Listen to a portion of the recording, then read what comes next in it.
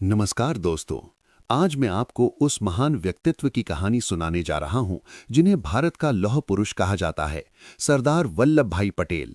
ये सिर्फ एक नेता नहीं थे, बल्कि वो शख्स थे जिन्होंने भारत को एक मजबूत और एकजुट राष्ट्र बनाने में सबसे बड़ी भूमिका निभाई।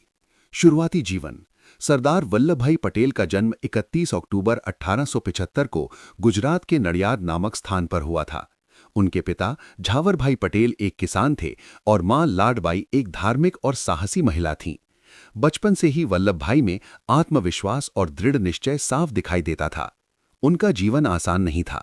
साधारण परिवार में जन्म लेने के कारण उन्हें कई कठिनाइयों का सामना करना पड़ा, लेकिन उन्होंने कभी हार नहीं मानी। कहते हैं कि एक बार उनके शरीर में फोड़ा हो गया था और डॉक्टर के पास जाने के बजाय उन्होंने खुद ही गर्म लोहे से उसे ठीक कर लिया था। इस घटना से उनकी हिम्मत का अंदाजा लगाया जा सकता है। शिक्षा और वकालत। वल्लभ भाई पटेल ने अपनी शुरुआती पढ़ाई गांव में ही पूरी की। आगे चलकर उन्होंने कानून की पढ़ाई की और एक सफल वकील बने। उनकी वकालत इतनी प्रसिद्ध थी कि लोग दूर दूर से उनके पास अपने केस लेकर आते थे। लेकिन उनके जीवन में एक बड़ा मोड़ तब आया जब उन्होंने महात्मा गांधी के विचारों को सुना। गांधी जी के सत्य और अहिंसा के मार्ग ने उन्हें इतना प्रभावित किया कि उन्होंने अपनी सफल वकालत छोड़कर देश की आज़ादी के लिए संघर्ष करने का फैसला किया। स्वतंत्रता संग्राम में योगदान। सरदार पटेल ने कई आंदोलनों में महत्वपूर्ण भूमिका निभाई।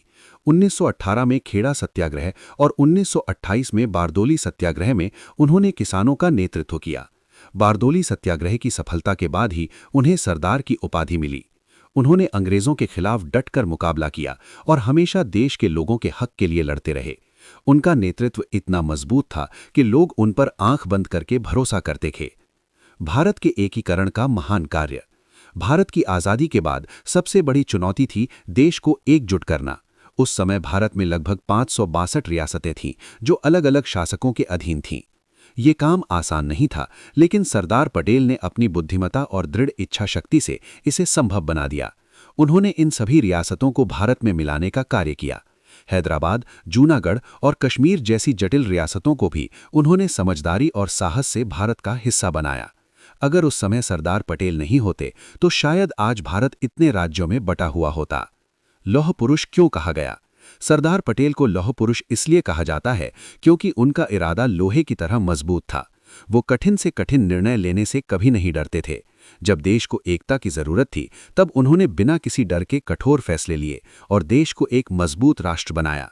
उनका व्यक्तित्व सख्त जरूर था, लेकिन दिल से वे बहुत सरल और देशभक्त थे। व्यक्तित्व और विचार। सरदार पटेल का जीवन सादगी और अनुशासन से भरा था। वे हमेशा सच्चाई और ईमानदारी के मार्ग पर चलते थे। उनका मानना था कि देश की सेवा सबसे बड़ा धर्म है। वे कम बोलते थे, लेकिन जो भी कहते थे उसमें गहराई होती थी। उनके फैसले हमेशा देश हित में होते थे। अंतिम समय और विरासत। 15 दिसंबर 1950 को सरदार वल्लभ भाई पटेल का निधन हो गया, लेकिन उनका योगदान आज भी हर भारतीय के दिल में जिंदा है। उनकी याद में गुजरात में स्टैच्यू ऑफ यूनिटी बनाया गया है, जो दुनिया की सबसे ऊंची प्रतिमा है। ये उनके महान व्यक्तित्व और योगदान का प्रतीक है। प्रेरणा। सरदार पटेल की कहानी हमें सिखाती है कि अगर हमारे इरादे मजबूत हों तो हम किसी भी मुश्किल को पार कर सकते हैं। उन्होंने ये साबित कर दिया कि एक व्यक्ति भी पूरे देश की दिशा बदल सकता है। समापन। दोस्तों, सरदार पटेल सिर्फ एक नाम नहीं बल्कि एक प्रेरणा है। उनकी जिंदगी हमें सिखाती है कि देश के लिए कुछ करने का जज्बा हो तो कोई भी काम असंभव नहीं होता। जय हिंद।